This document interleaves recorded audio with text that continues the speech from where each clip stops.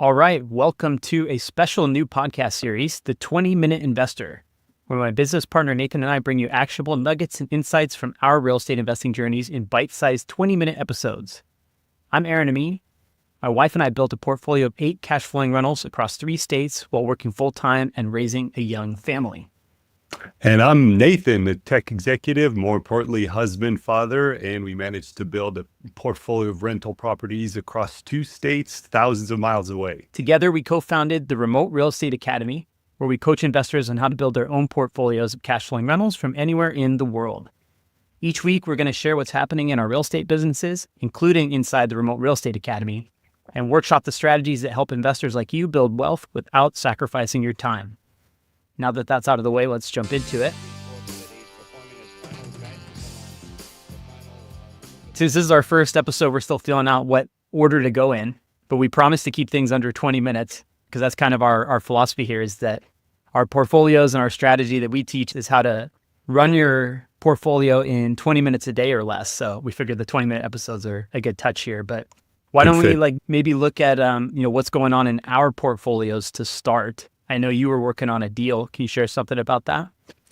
I am still working on a deal. Yeah, I've had a busy, you and I talked about this, but I've had a busy, let's say January on the W-2 front, pretty hectic start to the year, which is not unusual, but that's just to say that kind of on the real estate side, on the real estate portfolio side, things had slowed down a little bit for me and my wife. And then just recently, late last week, I think it was, actually a real estate investor that I met, an old friend, sorry, the person is not old, but an old friend in my real estate investing network that, I met through networking years ago, and then just kind of sporadically stay in touch from time to time, reached out with a deal of theirs in the market or one of the markets that we're investing in, and they're looking to offload it, and they wanted to see if we were interested, and we're particularly interested in this particular property because it's, fits our buy box. It's exactly what we look for, typically in the exact same zip codes and areas, but this person's also open to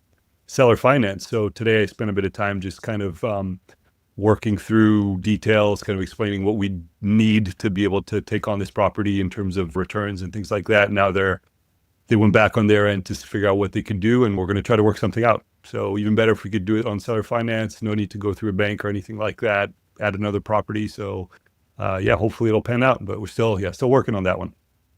Awesome. You hear all the time about people who want to find properties that are available for seller finance, and also people bringing you deals, right? I think that's one of the things we like to teach quite a bit, is how to build relationships with other people and share what your buy box is.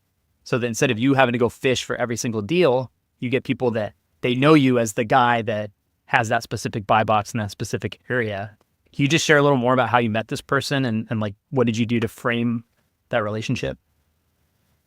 That's a great question. I can't remember how we met. I think if I remember correctly, and I'm going to go out on a limb here simply because how we reconnected recently was over LinkedIn. And I think we might've met over LinkedIn or through LinkedIn, where must have posted something, or I was talking about real estate, or I commented on something real estate, and then we found each other and then started exchanging a bit. And then this person and I, if I remember correctly, this person at the time was looking to start their real estate journey, and they needed a bit of help, and I helped them out for a bit in the early days. This is a few years ago.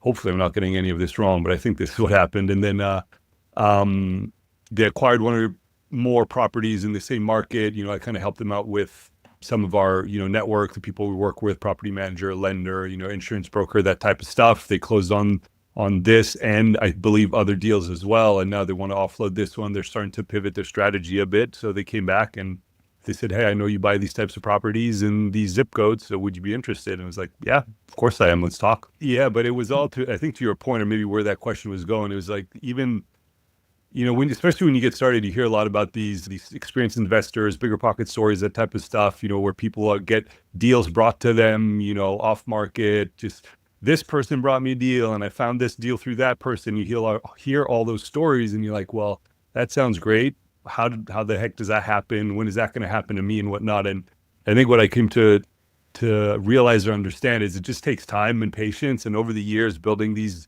relationships with other investors, people who invest in your network, online, offline, all that type of stuff, is after a while, it pays dividends, right? It comes back, and this is literally what happened in this case. And again, the deal's not closed yet, but it's still a good example of what happens as you kind of build your network, grow your network, and meet people. And I also fundamentally believe in karma, right? I think our relationships are started by helping each other out in this case, and now this is coming back. So Yeah, I feel don't like be a jerk, I guess is what I'm saying.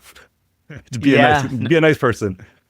Yeah, and look for ways to add value, right? You hear that said all the time, but I think you're spot on that it takes a while to build these types of relationships. Not every single person that you contact is going to be a good fit for you. You know, you might not be compatible or have the same interests, but if you're investing in a market, especially if it's out of state, and you take the time to build, you could even do something like try and make one new contact per week in the industry, whether it's another investor. I had that as an actual goal for a few years when I was getting started. In my goal tracker, I had meet 2 new people a week that I was tracking, and I did that for many, many years.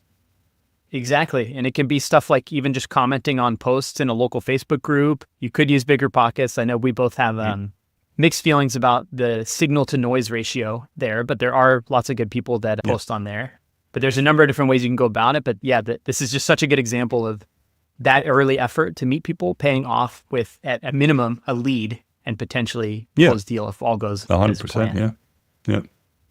It's also about creating these networks or creating these network opportunities and connections with people without expecting anything in return, right? I wasn't actively going into, I talked about my goals of meeting 2 new people a week, and I wasn't going into those hoping that I would get something out of it. It really was just, let me start connecting with people and let me start meeting people. And I never, went into this particular relationship thinking or wanting something from it. I was just, trying to help, trying to give, being a good guy and talking to this person. And now it's coming back to pay in a sense. Yeah. I think the second moral of that story, though, is to be open about what it is you're looking for, not from a transactional standpoint, not, hey, I'll only talk to you if you bring me leads that fit this buy box. But I think when you talk openly about the type of properties you buy, where you buy them, then you become known as the person who has that specific criteria, right? That's why we spend a lot of time like refining a buy box. I know one of the things I love on your website, you have your buy box posted to where it's just a URL so people can click on it. And if somebody asks like, what's your buy box? You can just direct them to the URL and it's clear as day, like with all the parameters and even some pictures. I thought that was a really cool approach. Yeah, I have it's a page on our site that just describes our buy box. And I think I link to that page in my email signature, for example. So that's the first thing people see if they ever want to click on a link that's, tied to me somehow. It's my buy box. Yeah. So if I hear you talking about how you can't find any deals, my question to you is going to be, what are you doing to explain what it is that you're looking for and how many people have you reached out to recently that are in that area? So that's a good example. Let's see. In my world, I think most people listening to this may be aware that my wife and I are doing a ground up development project. We're building a assisted living home here in Houston area. That is a very involved process, much different than our background buying single family rentals. And we're deep in the process of the due diligence for land that we're under contract for. So we have 7 acres under contract and we're about 7 days into a 120-day due diligence period. But we might need every day of it because you got to take raw land, which currently has a bunch of trees on it, and we have to map out all the site work, right? All the infrastructure, how we're going to run utilities. We got to get bids from all the different builders. And, those are pretty big fluctuations. We're talking about building either 1 or possibly 2 10,000 square foot homes. And they're meant to be luxury homes. So these are not cheap. So there's a ton of components that go into that. The financing probably being the biggest make or break. And then finding the right, reputable vendors who can help us actualize that vision. I've never done a transaction like this, obviously. Well, you know this because you and I've talked, but I'm curious, do you have any skin in the game at this point? So you said you have 120 days to go through kind of the due diligence process and you're under contract and on land. What happens can you pull out at any point or what happens? Do you have any skin in the game at this point? Any risk, I guess? Yeah, so we put $25,000 down as earnest money, the majority of which is currently refundable. There is like a small fee if you pull out. Our due diligence clause and our feasibility period is pretty broad in nature. So for the most part, at our discretion, if we find something that makes the deal not viable, we can pull out. and we just forfeit that small portion Okay. that's non-refundable. But there will be, probably in the next week or so, pursuit costs, right? We got to do environmental studies. We probably need to get a new survey. You have to start paying for the site plans, the appraisal. A commercial appraisal is going to be needed to get the Of course. SBA loan that we're going to use, and those are upwards of $10,000. And if you go down that road and start getting all these things and paying for them, and you end Of up course, pulling out of yeah. this plot of land, like those are sunk costs. You've paid. So, Yeah. so the risk, as of the time of this recording, we're not in a huge risk position, but by the next time we record one of these, we will be, starting to shell out for sure. And everything's going good so far? I mean, I know it's early stages, but you guys Yeah. on track? Is everything good? It is. And, we are working with a mentor who has built this exact building in another part of Texas, not too far from here. Similar demographics, similar like costs for materials, similar regulatory environment. So we have a playbook that we really need to just execute. But these big moving variables with the construction costs and the infrastructure, that's kind of like, that's what's occupying most of our headspace right now, is just trying to make the numbers work. But we feel very good and confident about where we're at thus far. And what's next after the 120 days, if all goes well? You have another 45 days to close the transaction from there. So that, I think, is just giving some wiggle room to the lender to make sure they process everything and that we are on track to, because the moment that loan funds, your shovel's in the ground and you're getting to work. Fun, exciting, very different from a 3-bed, 2-bath home rental in St. Louis, which is what I know the most. Yeah, but we talk about this with our students all the time, but it's like the time horizon for your goals and the like specific circumstances in your life can always evolve and change. And Yeah, of course. I still firmly believe that single family, long distance, buy and hold real estate and rental properties are the best foundational strategy. We plan to hold the majority of our portfolio.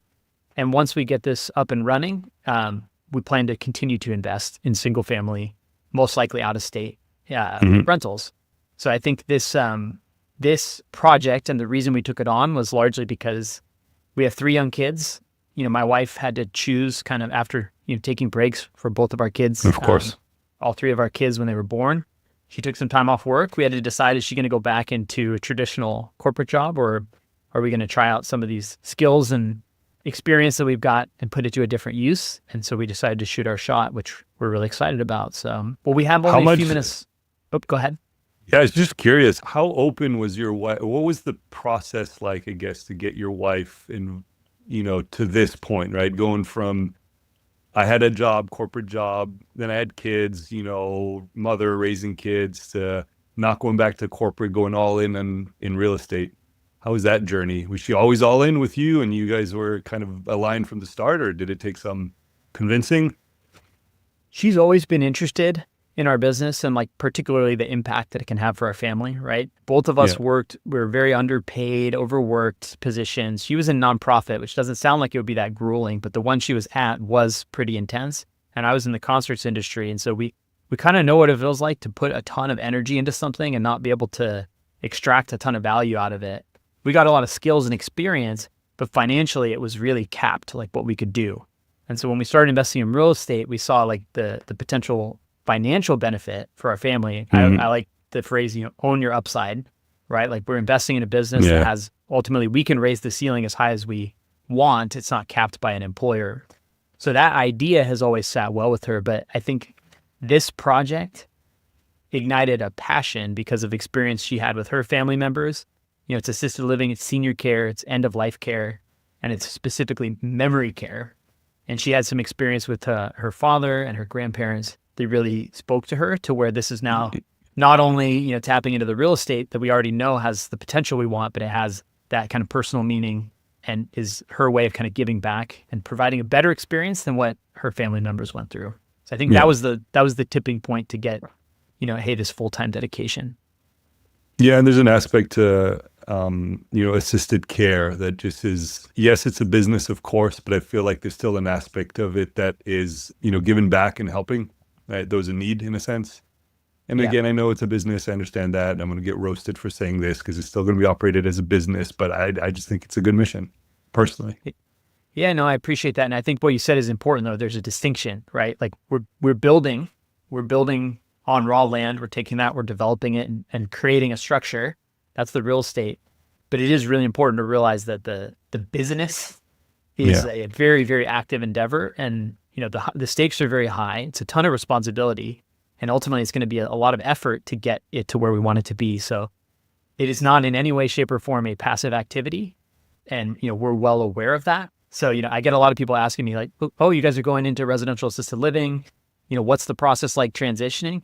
It's really not the same thing, right? Like the way we're choosing to do it is extremely hands-on and involved. But again, the upside is enormous, both from a financial standpoint and an impact standpoint.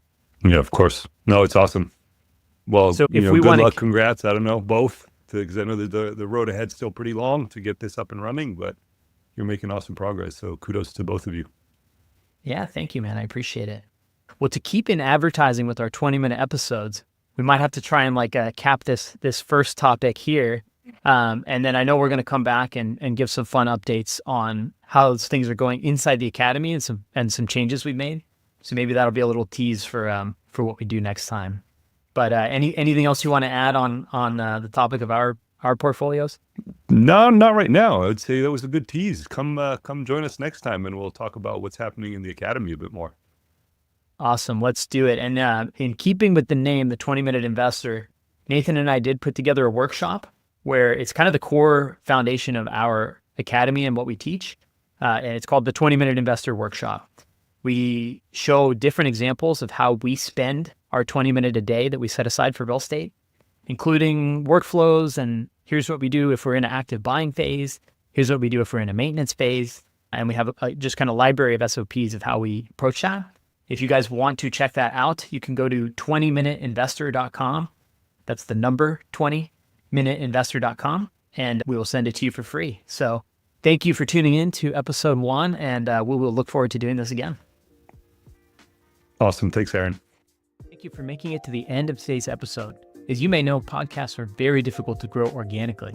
If you're getting value from today's episode, I'd deeply appreciate if you can take 30 seconds to leave my show a 5-star rating and review. This will go a long way to helping me reach more listeners just like you. Thank you so much in advance.